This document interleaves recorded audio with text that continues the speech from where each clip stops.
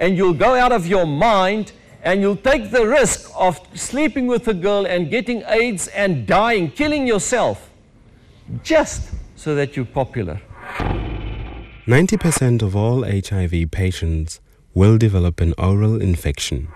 Thrush is well known amongst newborn babies. If you get a grown-up person or a teenager with thrush, you can virtually be sure he's got AIDS, unless he's had treatment for cancer. You see the white hair growing on the side of the tongue. This is called white hairy leukoplakia. It's another sign of AIDS. Weight loss is very common in the last stages of AIDS because of oral infections, diarrhea, and constant illness. There was one young man I knew, his body, was a symbol of health. But the virus came in. The day I saw him on his deathbed, it was sad. He was reduced into skeleton and bones. I was frightened. I couldn't believe that, that physique just melted within a few months into that state. This woman was the mother of 4 children. The day when she died, 4 children were left behind as orphans. She was the one that fed them. She was the one that clothed them. The real tragedy is not the physical source that I've shown you. This is the worst tragedy. Our families are falling apart. The other day I heard of a young girl, 12 years old, both parents dead from AIDS. An uncle of 35 years old come to stay with her and her 2 brothers. How does he care for her? He makes her pregnant. Girls, I weep for you. I weep for you. I want to tell you the story of a woman. The husband was working in Durban. I think she had 6 children. One day, the husband came back from work, and he had sores all over here, and he wanted to sleep with her. And she said to him, hang on, you go to the doctor first. So she persisted. He went to the doctor. The doctor looked at him. Now, very often a person gets AIDS, and then he continues to sleep around, and he gets another disease on top of the AIDS, syphilis, another venereal disease. He goes to the doctor, he shows the doctor the syphilis, the doctor looks, he says, yes, that's syphilis, he gives him treatment. The syphilis disappears, but the AIDS carries on because AIDS can't be healed. He was back the next week and he said to his wife, all right, are you happy now?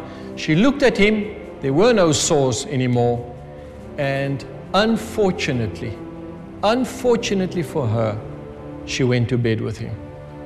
He went back to Durban. For about 3 months, she heard nothing of him. No money, he didn't write a letter, he didn't phone her. She was a simple woman, she didn't go to school. She realized, listen, I've got to go and look for my husband. She gets onto a bus, she gets lost, they mug her, they nearly steal all her money from her. Finally, 5 o'clock the afternoon, she gets the husband in a room, lying in bed. He's as thin as a rake and he's wet with perspiration. She says to him, look, you can't live like that. Let me take you home and care for you. He didn't send her money. At home, she's got a few chickens. She made money by selling her chickens, and she's using that money to take this man back home, to care for him. She sees that she doesn't manage. In the end, she takes him to the hospital. He stays there for 3 weeks. She gets a message, your husband is dead, come and fetch him. She's left all alone in the world with 6 kids. Young people, I don't know whether you've ever felt lonely, but I tell you, that's loneliness. She goes to the hospital, she gets there, the nurse says to her, here's a letter from your husband. He was too weak to write. He asked me to write for him.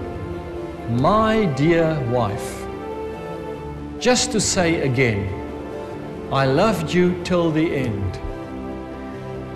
I am sorry I didn't tell you from the beginning, but I had AIDS.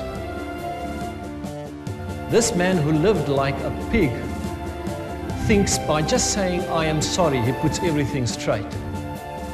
She gets a terrible fright. She goes to the doctor. She says, doctor, I've just heard my husband died from AIDS. Can you test me? The doctor tests her. She's HIV positive. Do you know what's going to happen? within a short while, 6 children are going to be orphans. We see young girls of 12 years old selling their bodies to men of 60 years old to get money to buy food to eat because both parents died from AIDS. And I tell you, that man is going to stand before God one day. And God is going to say, you've got blood on your hands. And he's going to say, well, Lord, no, I didn't kill anybody. And God will say, you killed your own wife and you made a prostitute of your own daughter.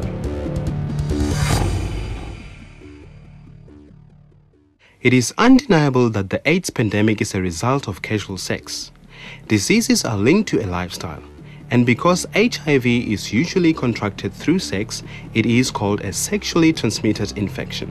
However, it is only one of over 50 STIs associated to the casual sex lifestyle. So let us take a closer look into the consequences of this lifestyle and just some of the more common sexually transmitted infections. The chlamydia bacterium inflames the tubes in the reproductive system.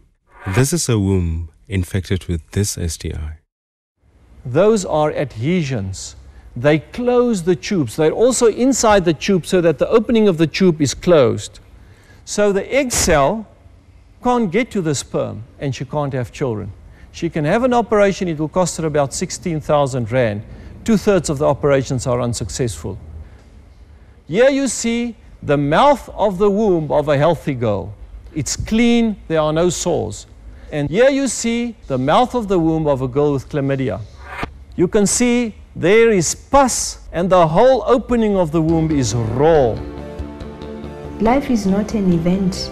Life is a series of choices which people have made. Everything is a result of something which you did yesterday. A friend of mine is a medical doctor and he spoke at one school. And after the talk, a girl walked up to him. She had legs that stretched from here to Cape Town and a dress that was sitting here. And she said to him, I just want to say I'm glad that you've taught these kids these things. He says, oh, thank you very much. What did you think of the talk? She said, oh, me? No, I and my boyfriend, we practice safe sex, thanks. And she turned around and out she went. That evening, my friend was on duty in the casualty department of the local hospital. And guess who walks into the hospital 10 o'clock that night? Miss Legs. And when he tested her, she had 3 sexually transmitted diseases with her boyfriend and safe sex and all. Usually you get more than one of these diseases in a person because it comes from a lifestyle. This chap sleeps around, so from this girl he gets AIDS, from that girl he gets syphilis, from that girl he gets gonorrhea. This sexually transmitted infection is also caused by a bacterium, which infests the lining of the tubes in the genital organs. The tubes become inflamed and begin to ooze pus. Here you see a guy with a gonorrhea abscess. If you don't cut that abscess and you don't drain it, the pus will form a channel for itself. It will start drilling a hole and he'll get a fistula, we call it in medical terms. It's an opening that continuously oozes pus. And the only way to treat it is to put a piece of wire through that channel and cut everything out. We, as doctors, know what you're busy with. I don't know whether your mommy or your daddy know what you're busy with. But once you're addicted to drugs, or once you've made a girl pregnant, or once you've picked up a sexually transmitted disease, and you break out in septic sores in the genital area, then you run to us. And what's worse is when the doctor pronounces the words, there's nothing we can do about it. Once you're infected with genital herpes, you have it for life. It is incurable. The herpes virus attacks the nerves in the genital organs, causing blisters. The blisters break and then they become open sores. These sores are extremely painful. This is a man who had AIDS underlying and then he got herpes on top of the AIDS. So you see, it's much worse when you have AIDS. Here you see a child with herpes in the face. Now maybe you think, hey, come on, how does he get herpes?